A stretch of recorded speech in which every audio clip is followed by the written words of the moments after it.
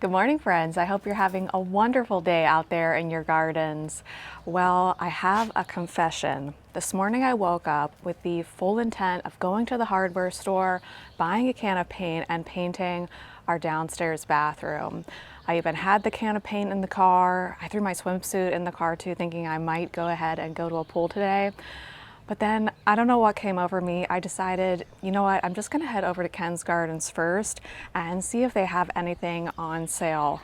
Well, what do you know? A ton of their annuals were marked down to $1. So I decided to throw the can of paint out the window, completely forget my plans for the day, and buy a whole big box of gorgeous orange cosmos. We also need to get a new hydrangea planted in the ground called Incredible Stormproof. This is supposed to be an improved version of Incredible that has slightly smaller blooms on a slightly smaller plant, but has much stronger stems, so the blooms will be upright in the garden no matter what storm comes through the area. And you guys know how things are around here. It's always storming. I also picked up a few more squashes and some white pumpkin seeds, not because I need more squashes or pumpkins, but because when I see squashes on sale for 50 cents, I can't help but go ahead and purchase just a few more. To be completely honest with you, I'm running out of room in the garden, but right now what I'm thinking about is going back to Ken's Gardens and buying even more annuals. I don't know, I just can't help myself. It's just so much fun to plant flowers, isn't it? Well, let me show you what these orange cosmos look like. You're probably familiar with sulfur cosmos. These ones are just called orange cosmos, so I'll have to look up whether they're grown from tissue culture or not, because I've never seen the seed for this particular variety before. I feel really guilty making this video. I feel like I should have spent the day in the bathroom painting. This is the bathroom right here that needs painted. But could you have resisted these gorgeous orange cosmos for only $1? It looks like these are an AAS winner. They're called Cosmic Orange Cosmos. Grows 10 to 12 inches tall, plant 12 inches apart. Since it's July, I'm gonna go ahead and plant them a little bit closer together than that, probably about 6 inches. Oh, Grace, do you want the box, honey? Here.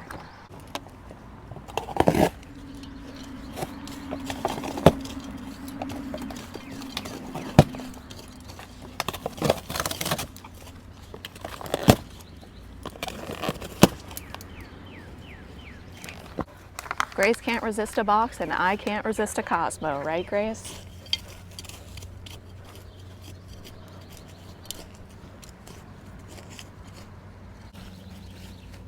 I think this is going to be a nice color combo because we have the Penn Hill watermelon dahlias right here. We've got some foxy foxglove still in bloom. Here I have a cafe au lait dahlia. No, I think it's cafe au lait rose dahlia. I just noticed that I should probably also be repainting the foundation of our house, but flowers before painting. That's what I always say.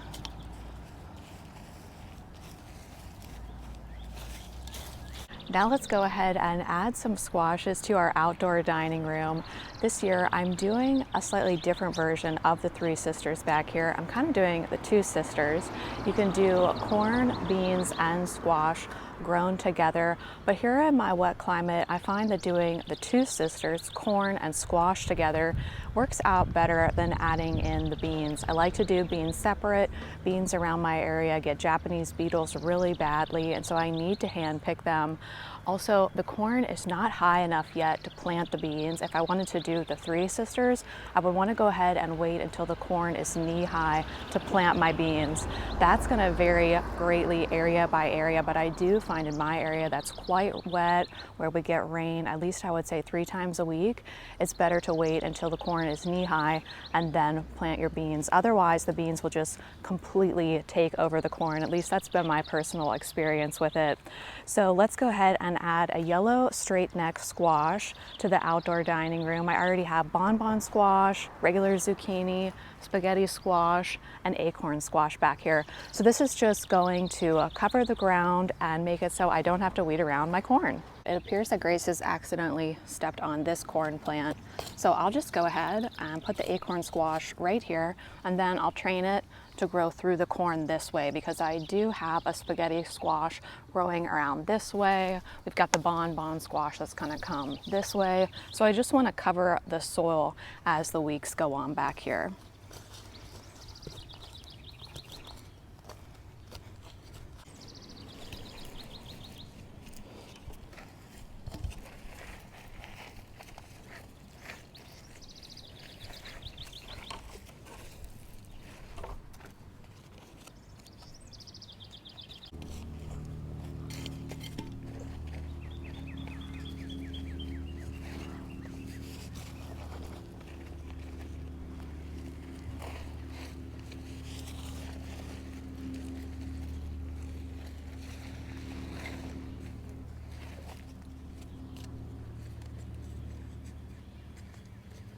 When I was waiting in line at Ken's, the lady at the checkout was on the phone, so I had a few minutes to look around some more, which is also dangerous because I went right to the seed section and bought more seeds, which I absolutely do not need, but I'm gonna try to find a place for some of them. In particular, I wanna try out this pumpkin called Lumina. It's a white pumpkin. It says it comes to maturity in 90 days, so we still have time for that. Now, here's what I'm thinking. This might be a crazy idea, but in my mind, I think it will work out. I'm gonna plant these seeds amongst my bed of Lisianthus because I only wanna do one cut on this Lisianthus, and it's about ready to be cut, and I think it's gonna be ready for cutting in about 2 weeks. So we've got 10 days to germination. I think that timing is going to work out. I don't think the pumpkins will overwhelm the bed before the Lisianthus need to be harvested, and I don't think that the Lisianthus will harm the production of the plant, meaning that I don't think they'll block out too much sun from the plant itself as they're just getting started. So let's give it a try and see what happens. Now it says the seed spacing is initially 12 inches, but then it wants you to thin to 72 inches. I'm doing this in a 4x8 raised bed.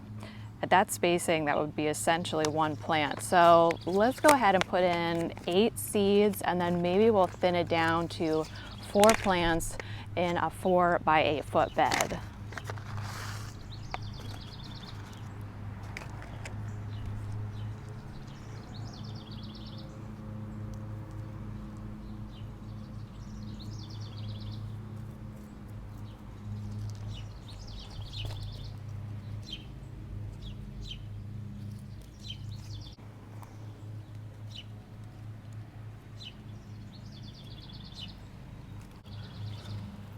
I'm gonna call this project Weed and Seed, just like shake and bake, weed and seed.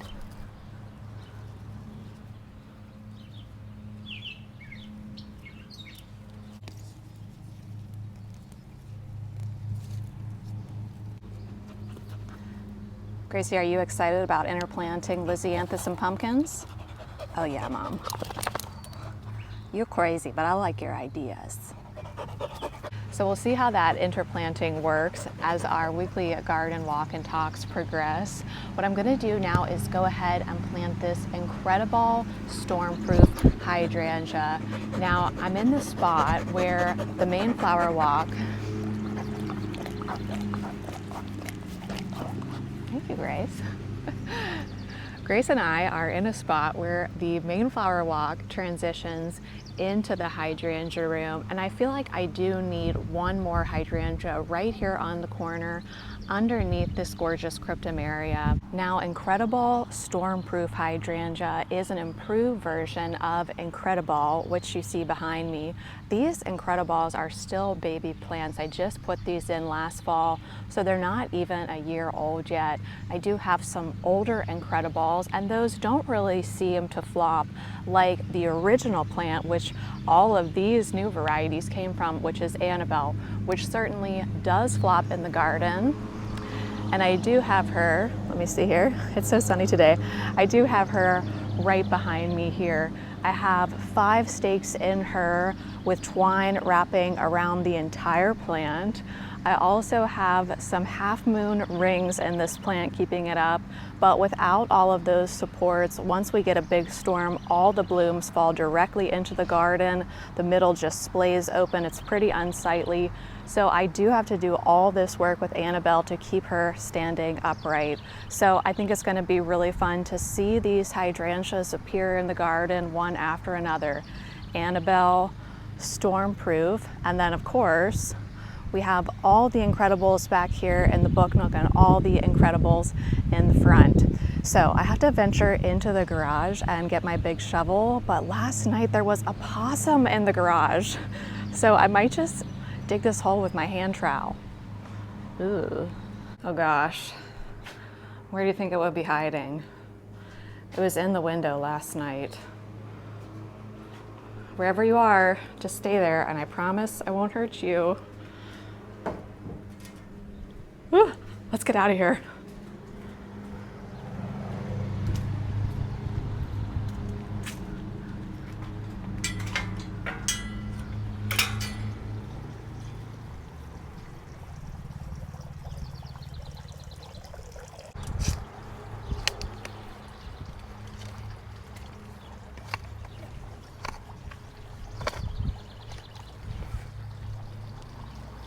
It'll also be nice to see how this does under a cryptomeria, because the cryptomeria does take up a lot of water. And so this position is going to be a lot drier than the book nook.